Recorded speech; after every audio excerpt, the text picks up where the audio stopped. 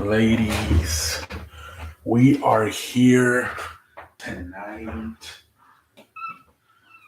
on the show. All right, ladies and gentlemen, tonight we got some news and then we have some wrestling. Monday Night Raw recap. Let's go through this shit, man. AEW, they said they had their biggest one of their most successful pay-per-views, making over $1 million on ticket sales for Forbidden Door. They in Canada, they said it was the third biggest event in wrestling history, and the biggest non-WWE event. I think they had a WrestleMania over there, so I'm gonna guess that's number one, and then I don't know what number two is. But this was supposedly the third biggest wrestling event in Canada and the biggest non-WWE event. Like I said, made over $1 million. So congrats to AEW, man. Huge success for Forbidden Door, man. Huge success for AEW, man. Not so much for Collision this past Saturday, as it dropped from 800,000 followers. I beg your pardon. 800,000 viewers to just 500,000 viewers. So they're already switching it. I think they're switching the day already to Thursday this week. I don't know why. I don't know why they're doing it on Thursday this week. I don't know why they don't want to compete with Money in the Bank. But Money in the Bank is like from, I think it starts like at 3:00, and I don't know. I guess they don't want to compete with it, even though towards the end. But I don't know why they just didn't switch it over to Sunday. Why do it Thursday? I don't know, man. I don't know why they would do that. The ratings might be even worse on Thursday. I don't know about this show, man. I kind of liked it, but I just feel it's too much wrestling, man. Especially this week coming up with Money in the Bank.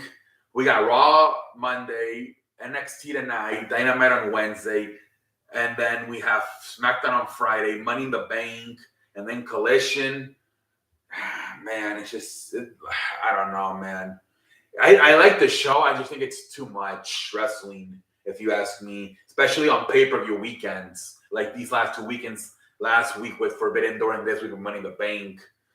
And then some more good news continues about Randy Orton after Kurt Angle said on his podcast that he had recovered from his back injury and he was feeling a lot better. Also, it is another one came out. I don't know who this one was, but it said a report close to WWE said the Randy Orton's return could be coming soon.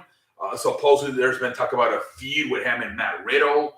Maybe he'll come back as a heel and attack Matt Riddle, because remember they were tag team partners. So maybe something like that has been talked about, and potentially as soon as SummerSlam having the match between him and Matt Riddle. So we'll see what happens. There's a rumor that a star's coming back and Money in the Bank, and I think at this point it's either going to be Randy Orton or Drew McIntyre. It has to be one of those two, you would think.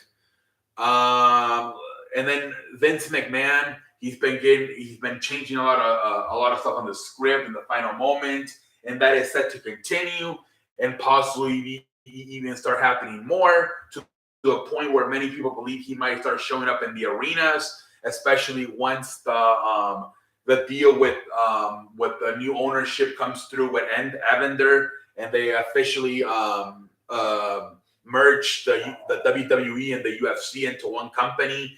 They said don't be surprised if it goes as far as Vince McMahon having controlling, but actually being there at both Raw and SmackDown and the pay-per-views once the endeavor officially becomes complete. So I think a lot of people believe that what would happen is Endeavor would kind of maybe want Vince McMahon to be in control, or at least a little bit more in control.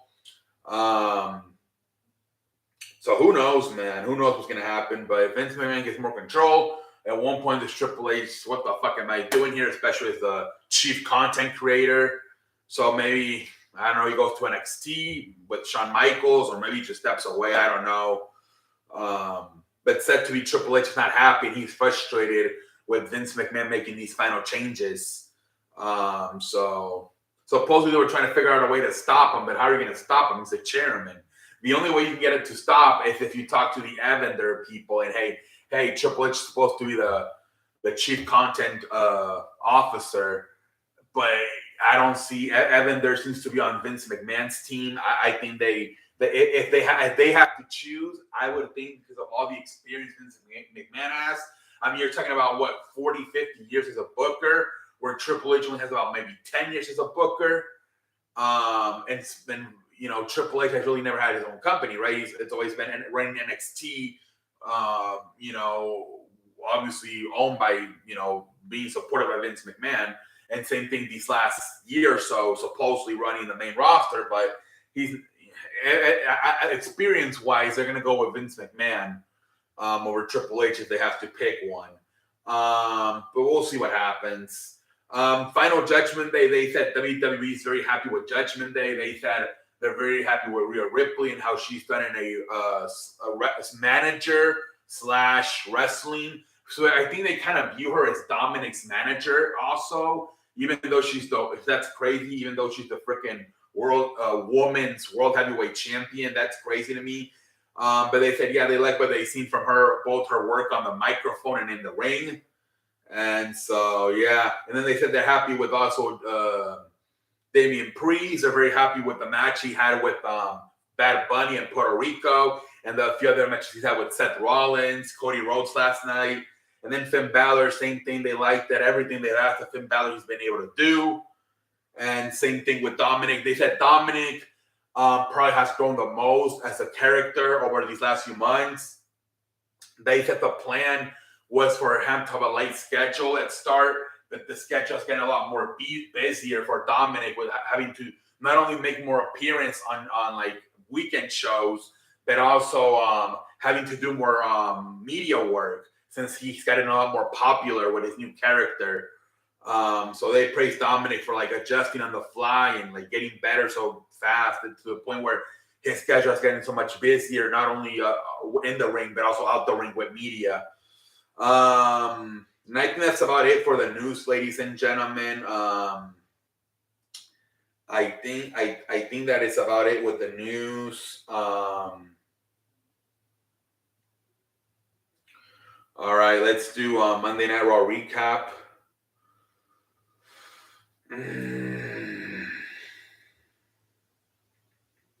It was what, June 26th?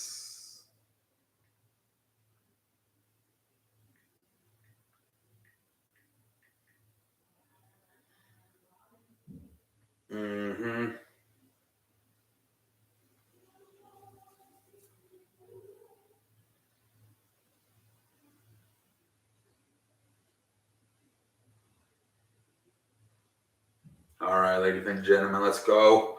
Monday Night Raw. So this show was actually pretty good. You could tell they kind of felt some pressure from AEW with Forbidden Door. And so they really did a lot of good matches in this show, man. And they had two Japanese wrestlers. I had a feeling. Not Shinsuke. I'm like, we're going to see a freaking Katsuyori Tozawa, aren't we? And exactly, we saw Katsuyori Tozawa as well with Shinsuke Nakamura. I'm surprised they didn't have either EO. Well, they did have an EO Sky segment with Money in the Bank. Yeah, I'm like, they're like, hey, we have Japanese wrestlers too, motherfuckers. So here we go, man. Monday Night Raw, man. Monday Night Raw, man, kicks off with Cody Rhodes. He's doing a promo, and then Rhea Ripley and Dominic interrupt them. And they're just fucking talking, and they're just trash talking, and Cody's like, hey man, I'm not gonna lie, his cheek chops have gotten into my head. Even though he just like slightly pushes me or he slapped me, it's got into my head. That is a skill, man. So he's kind of saying that he's getting in his head and shit like that. Then Dominic comes out. And then they just trash talk each other. Dominic can't talk. He's whispering everything to Rhea Ripley, and then Rhea Ripley's saying it to him. He's so pissed because everybody's booing him. And then at the end, he kind of walks away, and then Cody's like, "Let me give you a free shot, man." And then Dominic walks back up, but then at the end, he jumps out of the ring again. And it's like, we're gonna find out this Sunday. Are you a man? Are you a badass? Or are you little mommy's boy? And he just whispers. He doesn't say it on the microphone. he whispers, "I'm mommy's boy." Jesus Christ, man. Holy cow, man. It was hilarious, man. But anyways, man, then we freaking move on to the freaking first match of the night, man. Freaking Shinsuke Nakamura versus Ricochet. Bronson Reed is watching on the commentary table. Eventually, he gets, he doesn't get involved, but actually Ricochet and Shinsuke start kicking him. Like freaking roundhouse kicks. He tries to get in the ring, and I think Ricochet hits him with a baseball slide, knocks him out again. Then he's trying to get back in the ring. Freaking referee ejects him, kicks him out. The guy just got his ass whooped. He didn't even lay a hand on the guys, and he got it fucking ejected, man. But anyways, fun little match here with Ricochet and Shinsuke Nakamura, man. Ricochet ends up winning the match at the end there with a shooting star press. I'm just kind of surprised they went with Ricochet over Shinsuke, especially if you're trying to showcase your Japanese wrestlers at the Forbidden Door. That is the thing. The two Japanese guys lost. I will say that. So then, man, we freaking get Matt Riddle challenges Gunther to a match for the Intercontinental Championship at Money in the Bank. Gunther accepts it. Him and Ludwig Kaiser beat up Matt Riddle backstage. And then later on in the night, Kevin Owens and Sami Zayn, they're not happy about it. They're like, hey, man, we want payback. You beat up our friend, man. And so Sami Zayn and Gunther have a match one-on-one. All right. Let's see here. I'm trying to stay in order, but at the same time, hold on.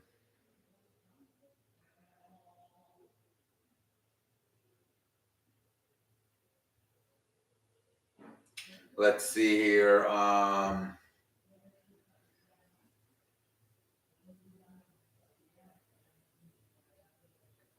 So then we get a tag team match. No, actually, no, it's a singles match. Ronda Rousey versus Raquel Rodriguez. This was a kind of, on paper, I think it's gonna have been a really good match, but it was kind of short, man. I thought they would have given this maybe like 25 minutes or maybe at least 15 minutes. It was kind of short, man. Freaking Ronda Rousey won with a freaking with a fruit roll up. But this would have been interesting, right? If they would have given more time. Maybe in the future they do. But Ronda Rousey wins the match. And then let's move forward. Seth Rollins comes out to the ring, man.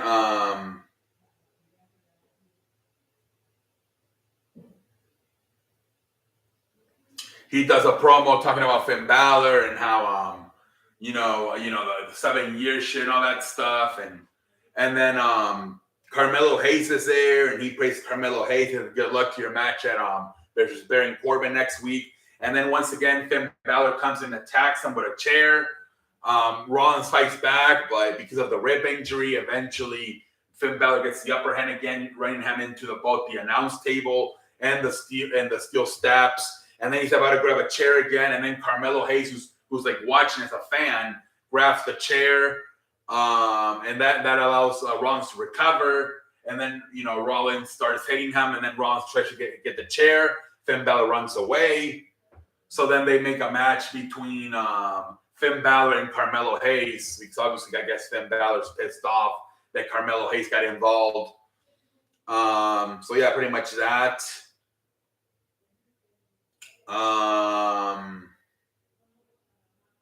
Let's see. Let's move around here. Oh my Lord. Anyways, and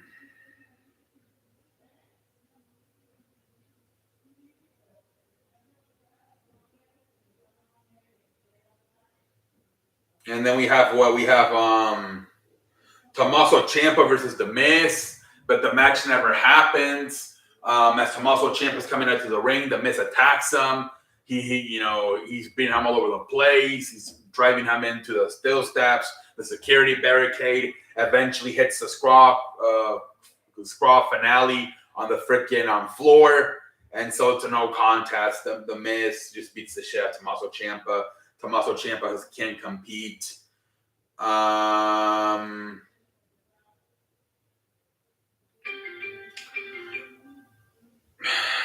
I don't know. I don't like the website for Monday Night Raw. It's like too slow. I don't know if it's because the show is so long. They have so much to put on. But Jesus Christ, man, it takes so long for the fucking shit to load. All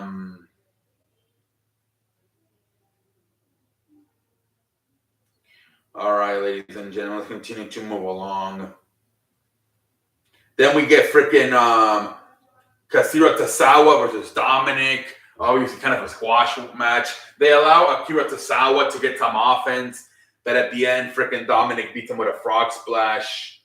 Kind of a squash match. So Dominic Mysterio wins the match pretty damn fast. And then I think we had the Money in the Bank woman's like promo, just like for the man. The difference is all the women are already in the ring. Trish Stratus, Zoe Starks, Bayley, Io Sky, Becky Lynch, Selena Vega. They're just talking about how, I'm going to win the match. Selena's like, well, Trish, you're the Hall of Famer. You have no experience. You never been in a Money in the Bank briefcase match. She's like, hey, man, you're right. But that's why, man, I'm going to adjust. That's why I'm the Hall of Famer. And, we're just trash talking each other. At the end, they just start fighting. And Io Sky, it was kind of weird. It was just her and Becky Lynch in the ring. And instead, she just decides to take everybody out on the outside. She goes through the top rope and just takes out everybody. So it just leaves Becky Lynch by herself. So Becky Lynch just climbs the ladder and grabs the briefcase. I mean, that was kind of stupid how it was just Io Sky and Becky Lynch. And Io Sky decided to just take everybody out on the outside. But anyways, whatever. Good little segment, I guess. You have to try to get some type of momentum heading into that Money in the Bank briefcase match. So the two guys, Logan Paul, and then for the woman, Becky Lynch, they're probably not going to win it, right? If they're the ones that were the last one standing, usually that means they're not going to win it. So we'll see what happens, though.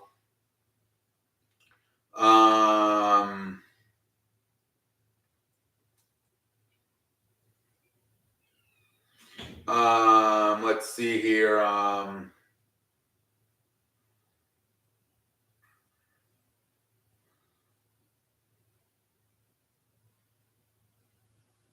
Becky Lynch did run into backstage into Rhea Ripley, and they kind of have a little like Rhea Ripley tells her, "You better not win that briefcase," and she's like, "Hey man, I can't wait, man. I'm gonna win that briefcase. I already been champion and everything, but I just can't wait to win that briefcase and see you freak out all over the place, knowing when I'm gonna cash it in." And she calls it like a main event side piece or some shit like that. So pretty good segment, man. They've been teasing a lot of potential feuds with Rhea Ripley. This week with Becky Lynch. Last week with Raquel Rodriguez. So it seems like they do have some ideas for her. But she's currently right now feuding with Natalya. So maybe once that feud is over, I think she's going to face her again next week. And I think Natalya said if she lost, she's retiring. So that once that get over, you do have some options here for either Becky Lynch or Raquel Rodriguez, man. Especially assuming maybe Raquel Rodriguez and Liv Morgan don't win the tag team titles. Maybe they'll finally separate them, and she can have a single feud, Raquel Rodriguez with Rhea Ripley. We'll see what happens. And then we get the freaking Sami Zayn versus Gunther. Good little fun match here between Sami Zayn and Gunther. At the freaking end, man, Gunther wins the match. Interference all over the place by both Ludwig Kaiser and Leonardo the Creepy, whatever the fuck his name is. At the way for Sami Zayn though, he had a chance there, man. He freaking had a chance. I think he had him set up for the Haluba kick, and then freaking the Avinci hit him with the freaking crunch in the throat, and then that's how freaking Gunther hit the power bomb and freaking won the match. But they made Sami Zayn look strong, man. They made Sami Zayn look strong, and at the same time, these are great wins over Gunther, right? These last few weeks over guys like Sami Zayn and Kevin Owens, who months ago, like back in like January, February, were main eventing pay-per-views with Roman Reigns, right? And now Gunther's beating them. So good wins for Gunther here between Kevin Owens and Sami Zayn. Let's move over here. Let's see, ladies and gentlemen. Let's move over, man.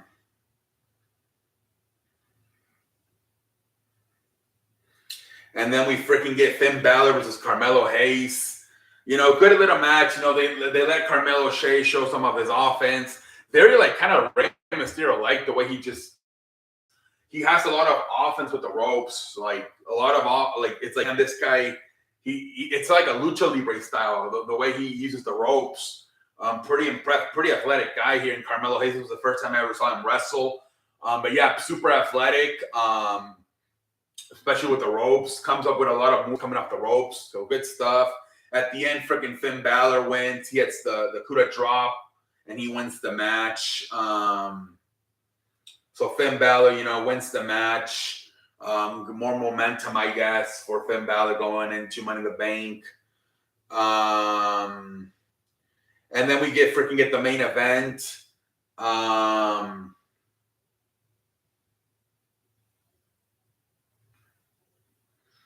We get the freaking main event, man. Cody Rhodes versus Damian Priest. It was interesting the way, like the final hour, they stacked it up with freaking like Sami Zayn and Gunther, Carmelo Hayes and Finn Balor, and then Cody Rhodes and Damian Priest. They really stacked up the final hour. They make sure they got views of the final hour. A lot of people usually, and that's how Triple H was doing the show at first, right? When he first took over last year. He was making sure he was stacking up that final hour to make sure people stayed. And that's what they did in this show. They stacked up that final hour with a lot of good matches. Cody Rhodes, Damian Priest, good little match. I don't think it was as good as like Damian Priest, obviously with Bad Bunny, or even I think he's had better matches with even like freaking Seth Rollins and Matt Riddle a few weeks ago. This one wasn't as good. I felt like he got his moves in, but he never it seemed like the whole time Cody was like in control. Anytime like Priest would hit like an explosive move, Cody would eventually find a way to get back in the attack. At the end, the Judgment Day tries to interfere. Cody's trying to go for the cutter. Dominic grabs his foot. He falls. Priest has South of Heaven. Cody kicks out. Stuff like that, man. But at the freaking end, man, Cody Rhodes freaking hits the cutter, finally hits the damn cutter, and then he hits the crossroads and he wins the match. So obviously, Cody Rhodes is going to win that match. And after the match, freaking Dominic attacks Cody Rhodes. And just like he's been doing it the whole fucking time, man. He attacks them, cheap shot.